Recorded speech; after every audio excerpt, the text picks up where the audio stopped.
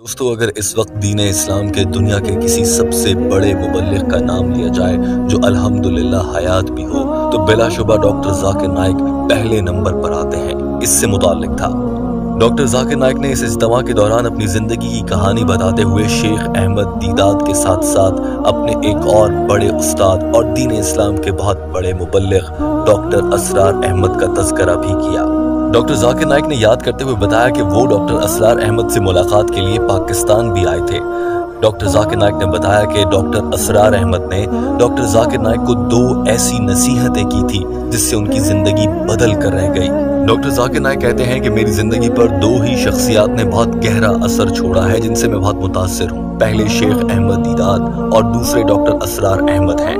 Doctor Asrar Ahmad दुनिया भर में उर्दू जबान में गुफ्तगू करने वाले एक बड़े और जाने माने मुबल्लिग हैं मेरी नजर में, और इसी वजह से 1991 में मैं डॉक्टर असरार अहमद से मिलने के लिए पाकिस्तान आ गया था। डॉक्टर जाकिर नाइक ने बताया कि डॉक्टर असरार अहमद एक मेडिकल डॉक्टर थे। वो मौलाना मौदूदी से बहुत मुतासिर थे, फिर उन्होंने तबलीगी जमात का भी हिस्सा रहे और फिर डॉक्टर असरार अहमद ने अपनी उम्र के आखिरी हिस्सों में तंजीमुल इस्लाम के नाम से अपनी एक तंजीम भी बनाई। डॉक्टर जाकिर नाइक कहते हैं कि मैं उनसे मुलाकात के लिए लाहौर गया।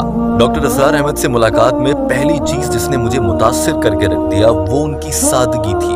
उनकी जिंदगी, तर्ज रिहाइश, खाना पीना, लोगों से मिलना और जिंदगी गुजारने का तरीका बहुत सादा था। और डॉक्टर असरार अहमद को उर्दू जबान में कुरान पाक की तफसीर बयान करने का जो फन और उस पर उबूर हासिल था उससे मैं बहुत मुतासिर हुआ। ऐसा नहीं है कि डॉक्टर असरार अहमद अंग्रेजी जबान में नहीं करते, वो अंग्रेजी में भी खिताब करते हैं, मगर जो उनकी कैसेट्स और बयानात मैंने देखे और उनसे मुलाकात की तो उसके बाद मैं उनसे इतना मुतासिर हुआ था कि मैंने डॉक्टर असरार अहमद की सारी वीडियो कैसेट्स उसी वक्त खरीद ली और अपने साथ लेकर भारत आ गया।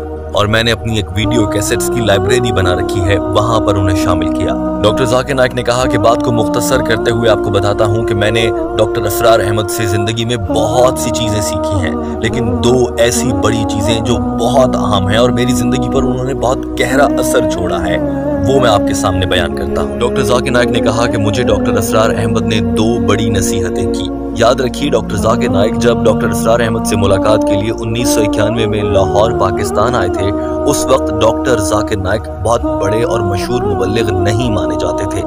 ये वो वक्त था जब डॉक्टर जाकिर नाइक मेडिकल की तालीम भी हासिल कर रहे थे और दावत व तबलीग का भी आगाज कर चुके थे। डॉक्टर जाकिर नाइक उस वक्त मेडिकल यानी डॉक्टरी के शोबे में इंटर्नशिप कर रहे थे और वो बतौर डॉक्टर काम करते थे, साथ साथ तबलीग का काम भी आगे बढ़ा रहे थे। डॉक्टर जाकिर नाइक कहते हैं कि डॉक्टर असरार अहमद ने मुझे जो पहली नसीहत की वो ये थी कि एक वक्त में दोनों पेशों को साथ मत चलाओ, ऐसा करना मुमकिन नहीं है। अगर आप दावत व तबलीग करना चाहते हैं तो खालिसतन दावत व तबलीग ही करें, और अगर आप मेडिकल में जाना चाहते हैं, डॉक्टर बनना चाहते हैं तो सिर्फ डॉक्टरी पर तवज्जो दें। दोनों शोबों में आप साथ में काम करेंगे तो नहीं हो पाएगा। डॉक्टर असरार अहमद ने डॉक्टर जाकिर नाइक से ये भी कहा कि अगर स्पेशलाइजेशन करनी है, किसी एक काम पर पूरा फोकस करना है तो दोनों में से किसी एक का इंतखाब कर लो, या तबलीग या फिर मेडिकल के शोबे का। डॉक्टर जाकिर नाइक कहते हैं कि जब मैंने डॉक्टर असरार अहमद से कहा कि मैं सर्जन भी बनना चाहता हूं और मुबल्लिग भी बनना चाहता हूं, तो जवाब में उन्होंने मुझे कहा, बेटे आपको इनमें से 2 में से किसी एक का इंतखाब करना होगा। डॉक्टर जाकिर नाइक ने बताया कि डॉक्टर असरार अहमद ने उन्हें कहा कि मैंने मेडिकल के डॉक्टर के शोबे को 7 साल तक तबलीग के साथ साथ चलाने की कोशिश की, मगर मैं नाकाम रहा।